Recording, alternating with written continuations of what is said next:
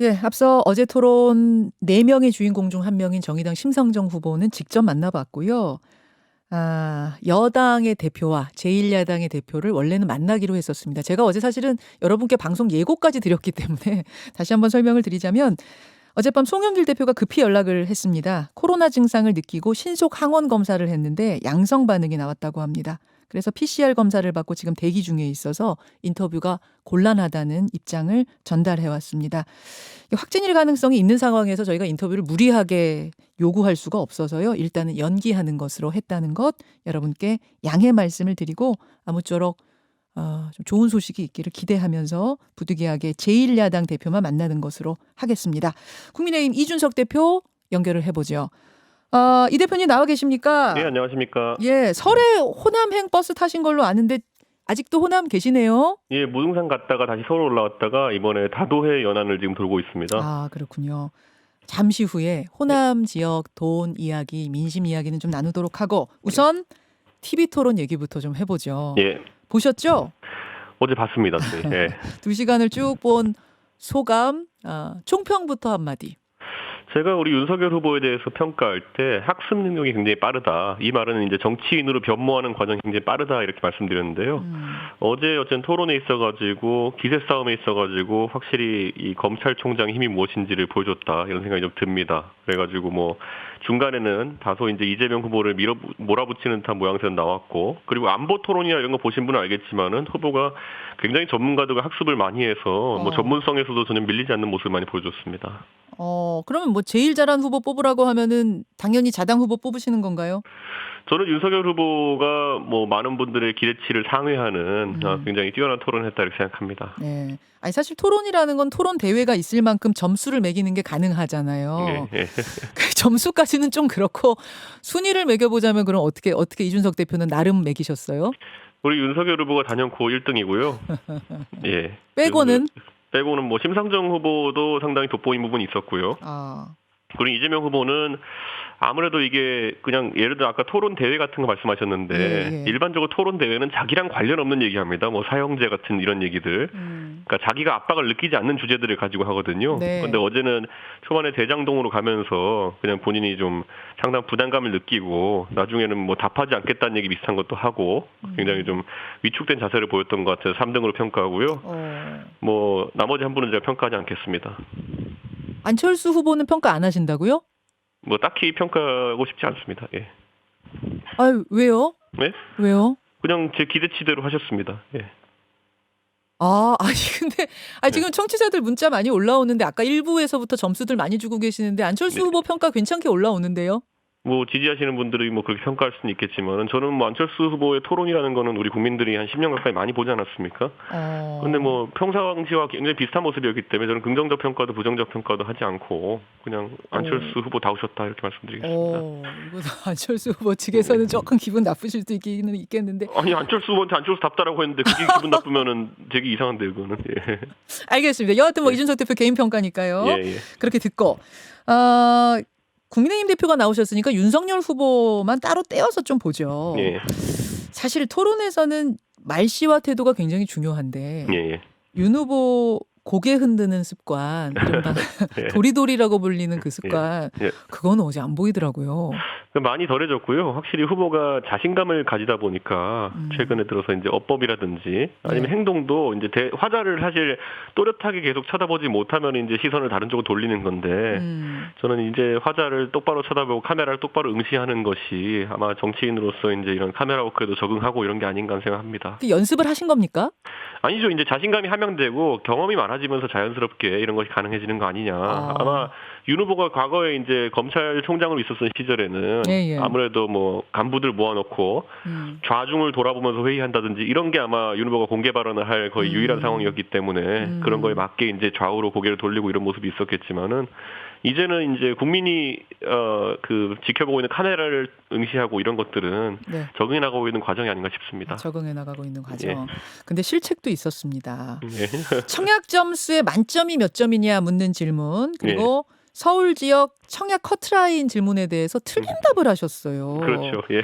지난번 당내 경선 때도 이 청약 통장 질문 때문에 굉장히 곤란을 겪었는데 왜 또 오답을 하신 걸까요? 아무래도 우리 후보가 지금까지 주택 문제에 있어가지고는 다른 분들과 좀 다른 삶의 경험을 가졌다 이렇게 보시면 될 것 같습니다. 아무래도 결혼이 늦었고 그러다 보니까 독신인 상태에서 아무래도 검찰 공무원 하다 보면 지방 근무가 많지 않습니까? 예. 그러다 보면 이제 관사를 돌면서 이제 거주하게 되고 그러다 보면 주택 마련에 대해 가지고 다른 분들보다 좀 늦게 인식을 한 것이다 이렇게 파악되고 또 결혼 이후엔 또 배우자가 이제 주택을 가져왔기 때문에 뭐 예. 그런 측면에서 경험해보지 못한 영역이기 때문에 자꾸 그 부분에 있어가지고 좀 실수가 나오는 게 아니냐 이런 생각을 하고 다만 이 부분은 국민들께서는 아니 많은 분들은 꼭 우리 후보처럼 검찰 공무원으로 관사에 이제 계속 옮겨가면 거주하고 이런 게 아니라 일반적으로는 청약 통장이나 이런 걸 통해 가지고 내 집 마련의 꿈을 실현하시기 때문에 약간 괴리감이 느껴질 수 있는 것 같은데 다만 토론으로 이렇게 두 번 정도 이런 일이 생겼으니까 아마 우리 후보가 누구보다도 이 청약 통장 제도에 대해 가지고는 청약 점수 제도에 대해 가지고는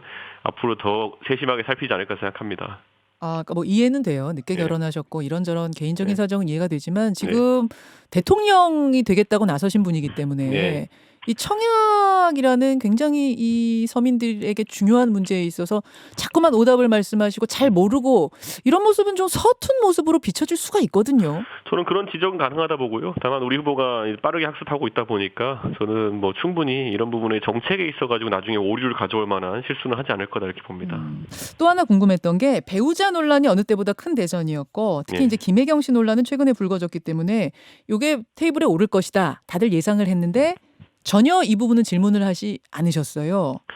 아무래도 지금 이제 여러 가지 자료가 지금 나오고 있는 상황이고 그 상황에서 아직까지 이 사안이 숙성되지 않은 상황 속에서 저희가 상대 후보처럼 네거티브에만 의존해가 선거는 칠 수 없다 이런 생각을 좀 하고 있습니다.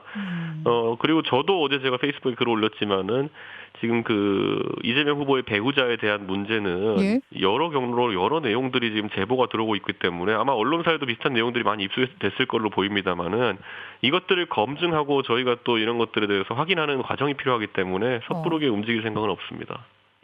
제보가 들어오고 있습니까? 저만 해도 어제 이 호남 지역 다도에 돌고 있는데 계속 뭐 문자랑 이런 게 보고가 올라와가지고 이런 제보가 왔다 저런 제보가 왔다. 그래가지고 지금 알려지고 있는 보도되고 있는 것이 아닌 제보 말씀이에요? 그 중에 일부는 또 보도가 됐더라고요, 또 어제. 그런데 예. 뭐 제가 봤을 때는 이런 것들이 굉장히 여러 경로로 들어오고 있고 그 중에 어떤 것이 사실인지 그리고 어떤 것이 또 심각한지 저희가 좀 판단을 해봐야 될 것 같고. 공무원 A 씨와 관련된 게 아닌, 그러니까 다른 사람, 전혀 새로운 인물로부터의 제보도 있단 말입니까? 다른 분의 다른 대상으로 한 그런 어떤 이야기도 들어와 있고요. 그래요? 그래서 저는 사실 그렇지만 이게 사실관계 확인해야 된다고 계속 말씀드렸고 무엇보다도 제가 받은 내용 중에 심각한 것도 있고 이건 약간 가십성인 것도 있고 이렇습니다만은 이런 것들은 검증이 필요하겠죠. 예. 지금 토론 얘기하다가 약간 좀 얘기가 샜습니다만 이것도 중요한 부분이라서 질문을 하는 김에 좀 더 하고 가죠. 예. 김혜경 씨나 공무원, 5급 공무원 배모 씨가 내놓은 해명을 보면 요지는 김혜경 씨가 시키지 않았는데 배 씨가 알아서 과잉 충성을 하는 과정에서 벌어진 일들이다. 이런 거거든요. 어떻게 생각하세요? 저는 이재명 후보의 개인적인 매력이 도대체 무엇이길래 그렇게 사람들이 과잉 충성까지 해야 될 것인가 그냥 이런 생각을 하고요. 저는 이재명 후보 주변에 굉장히 이상한 움직임들이 너무 많습니다. 지금 보면은 이재명 후보와 같이 일을 했던 분들이 여러 경로로 이제 이제 떠나는 경우도 있는 것 같고, 그리고 지금 시점에서 저는 그런 해명이 과연 대중적으로 먹힐까라는 의구심이 좀 있습니다. 예. 대중적으로 먹힐까라는 말은 좀 납득이 어려울지 않을까 이런 말씀이세요? 예, 그런 생각이 듭니다. 근데 예를 들어서 이제 배 씨가 예전부터 성남시장 되기 전부터 알고 있던 사이이기 때문에 이렇게 저렇게 좀 잘하려고 조력을 해주려고 그랬다. 이런 설명이거든요. 지금 민주당 측 얘기는. 약 같은 경우는 특히 대리 처방을 자신의 것이었다. 배 씨 자신의 것을 7급 공무원 A 씨한테 심부름을 시키는 과정에서 사모님 이름을 쓴 거다. 이제 이런 설명인데요. 어떻게 한다 하더라도 제 생각에는 7급 공무원이 그런 일에 사실상 투입된 것 자체가 저는 납득할 수 없는 것이고, 이재명 후보를 가까이서 돕는 분이 그럼 7급 공무원에게 무리한 부탁을 한 것이라면 그것도 참 의아한 것이고, 평소에 이제 공직사회에 대해 가지고 굉장히 엄청나게 대처하겠다고 했던 이재명 후보가 그런 관행 자체를 묵과했다는 것도 이해하기 어렵고, 애초에 저는 그런 처방 자체를 대리 처방을 그 외치가 7급 공무원에게 시킬 정도로까지 그 안에서는 체계가 왜곡되어 있었다는 것인지 저는 호가호위한다는 말은 들어봤어도 그 대상이 그 지사나 아니면 지사의 그 배우자 정도면 이해에 들어가겠지만은 지사에 가까이서 일을 보는 사람에게 7급 공무원이 호가호위한다는 거는 저는 그거는 더 이해하기 어려운 해명입니다. 예. 그러니까 사모님 이름 가지고 호가호위하듯 자기 걸 처방했다라고 한다면 그건 더 해명이 안 된다. 그거는 그 진짜 제가 말씀이에요? 봤을 때는 지금 상황에서 납득하기 어렵습니다. 예. 알겠습니다. 어제 경기도에서는 바로 감사에 착수를 했습니다. 이제 감사를 좀 해서 상황 파악해 보겠다는 건데 이건 어떻게 생각하세요? 아마 이 부분은 시민단체 같은 곳에서 고발이 많이 들어갈 거고요. 그러다 보면 수사로 이제 바로 전환해서 진행해야 될 부분도 있지. 지금 의혹의 대상 중에 하나인 경기도가 지금 자체 감사로 해결할 수 있는 문제가 아니다. 저는 이렇게 보고 있습니다. 예. 알겠습니다. 다시 토론 얘기로 좀 돌아와 보겠습니다. 예. 어제 토론에서 또 논쟁이 됐던 게 뭐냐면 이재명 후보가 윤 후보를 향해서 주택담보대출 비율 LTV는 80%입니까? 90%입니까? 왜 자꾸 말 바꾸십니까? 이제 이런 취지의 질문을 하자 윤석열 후보가 나 말 바꾼 적 없다. 이렇게 얘기했고 또 이재명 후보가 JTBC 보도에서 봤다. 이제 이런 논란이 있었어요. 이거는 팩트가 뭡니까? 그 실제로 80%를 우리 후보는 고수하고 있고요. 그런데 이제 JTBC 보도를 저희도 확인했더니만은 예. 일부 캠프 관계자가 이재명 후보 쪽에서 90%라는 이야기가 나오니까 우리가 이렇게 조금 해도 90% 효과를 낼 수 있다라고 이야기한 부분을 아마 90%를 올린다로 이제 좀 와전해서 그걸 이재명 후보가 인용한 게 아닌가 이런 생각입니다. 그래서 우리 후보는 80% 유지하겠다는 공약을 그대로 가져가고 있습니다.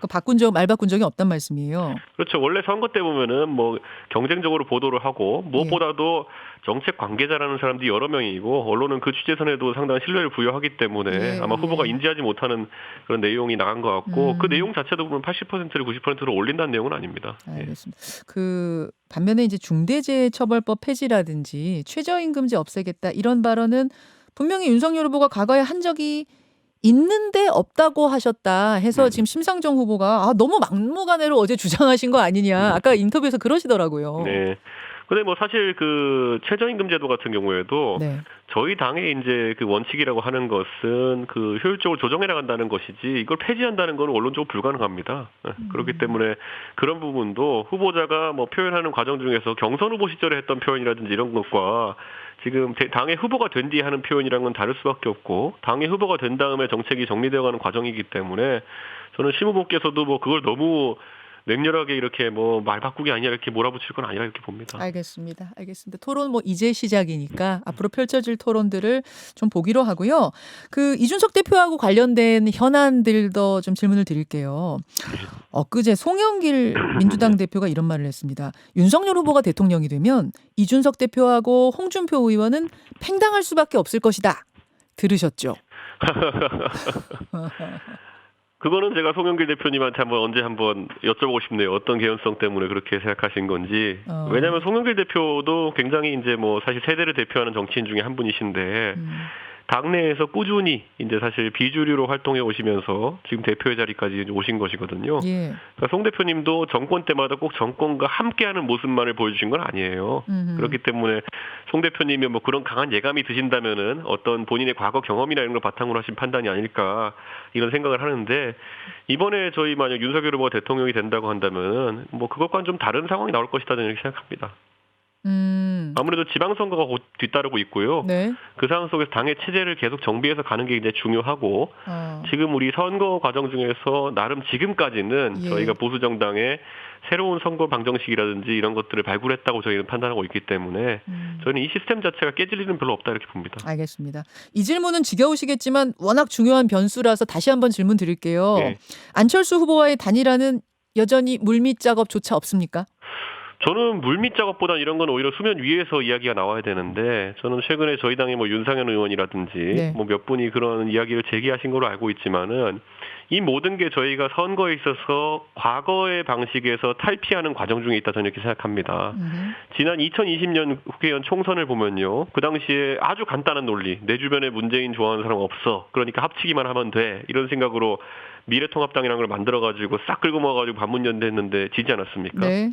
저는 이번에도 안철수 후보와 우리 후보 간에 보면 철학의 차이도 상당한 것 같고 무엇보다도 서로 그렇게 접점이 많지가 않습니다. 그런데 선거를 앞두고 1등 후보가 그것도 지금 여러 조사에서 우리 후보가 1등하는 조사도 있는데 2등과 3등의 언어인 단일화를 한다는 거는 굉장히 정치공학적으로 국민들에게 받아들일 수 있습니다. 그렇기 때문에 저는 뭐 그런 것들은 개연성이 떨어진다 이렇게 봅니다. 아니 윤석열 후보가 1등하는 조사도 있지만 이재명 후보가 1등하는 조사도 있고 초접전 벌이는 조사도 설 후에 꽤 나오거든요. 네. 이러면은 이제 야권 지지자들로부터 네. 합쳐라.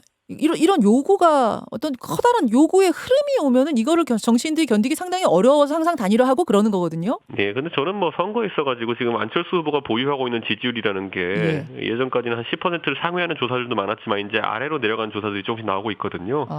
그렇다고 했을 때 보수 지지층은 안철수 후보에게서 우리가 다시 상당 부분 흡수했다라고 좀 보고 있고 오히려 안철수 후보에게 남아있는 것이 단일화를 한다 하더라도 산술적으로 저희와 합쳐지기 어려운 그런 어떤 사실 이재명 후보와도 성향이 가까운 표들이 아닐까라고 저희는 의심하고 있는 부분도 있습니다. 효과가 해봤자 없을 거다. 그럼 마지막 날까지 가능성 제로입니까? 글쎄요. 제가 몇 번 얘기하지만 대선이라고 하는 것은 상당한 비용이 지출되는 것이고 지출 결정을 지금부터 하고 있습니다. 그렇기 때문에 한다 하더라도 단일화해서 진다든지 아니면 출마를 포기하는 쪽은 사실 100억대가 넘는 상당한 부채를 안고 그 판단을 해야 되거든요. 그래서 제가 누누이 얘기하지만 지금까지 그런 판단하는 게 쉽지 않았던 이유 대선에서 그런 이유가 뭐 그런 금전적인 문제도 있는 것인데 그래서 보통 마지노선을 40일 전으로 봅니다. 선거 40일 전으로. 그런데 벌써 이제 30일에 가까워지고 있고 그렇다고 한다면은 좀 과거의 사례를 준용했을 때 어렵지 않을까 생각합니다. 어렵다고는 안 하시네요. 어렵지 않을까. 어렵다. 어렵다.